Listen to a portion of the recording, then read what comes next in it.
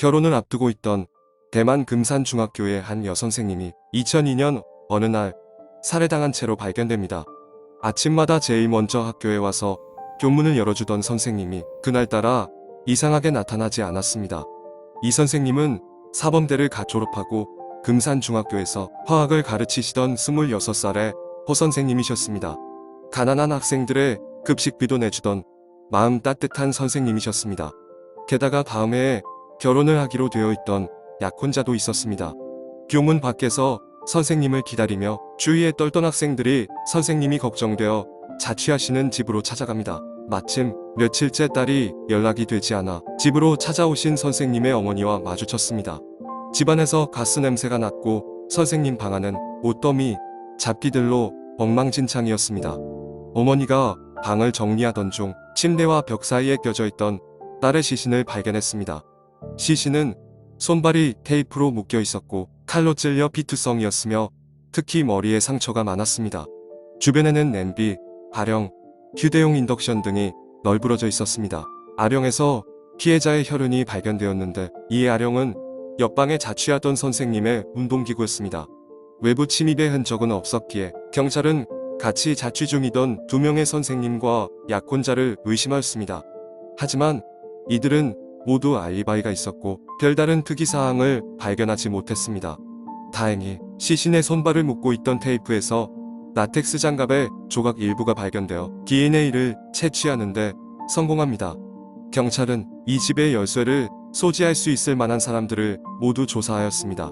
그중 이전에 이 집에 살았던 선생님들도 조사하였는데 유독 한 명의 선생님이 타액검사의 비협조적이었습니다.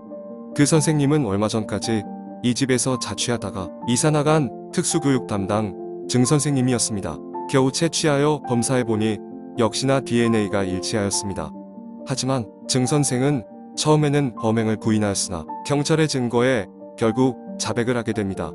그는 당시 분수에 넘치는 소비로 인해 카드빚에 시달리고 있음에도 불구하고 여자친구와 학교 동료 교사들에게 돈까지 빌려서 자동차를 구매하였습니다. 그러다 또다시 한국 돈 3천만 원 가까이 카드빚을 지게 되고 결국 사채업자에게까지 돈을 빌리게 되었습니다. 증 선생은 학교를 옮기게 되면서 자취하던 그 집에서 나왔는데 열쇠를 반환하지 않았었습니다. 그 열쇠로 들어가 금품을 훔치려 했다고 자백했습니다. 일단 하루 종일 그 집 주변을 배회하면서 밤늦게까지 집안을 관찰했습니다. 아무도 없다고 판단한 증 선생은 지문을 남기지 않기 위해 라텍스 장갑을 끼고 집 안으로 들어갔습니다. 하지만 금품을 훔치는 도중 갑자기 귀가한 허 선생님에게 발각되고 증 선생이 힘으로 제압하려다 실패하고 주변에 있던 아령으로 허 선생님의 머리를 내려쳤습니다. 허 선생님은 울며 살려달라 빌었습니다.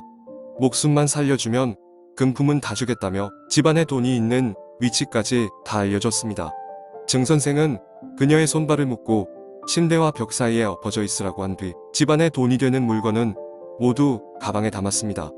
하지만 신분이 탄로났기 때문에 그녀를 없애기로 결심하고 칼로 목을 6번이나 내려쳤습니다. 하지만 허 선생님은 죽을 힘을 다해 반항했고 손을 묶고 있던 테이프를 벗기고 칼을 손으로 잡았습니다. 증 선생은 옆에 있던 철냄비로 냄비가 찌그러질 정도로 힘껏 그녀의 머리를 내려쳤습니다.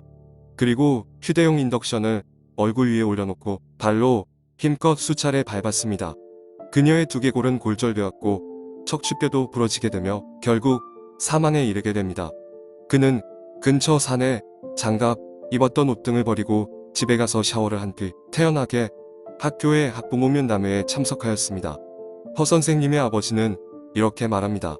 뒤늦은 정의는 이미 정의가 아닌 것이다. 그 이유는 1심, 2심 모두 사형 판결에도 불구하고 대법원에서 5번이나 재심을 요구했기 때문입니다.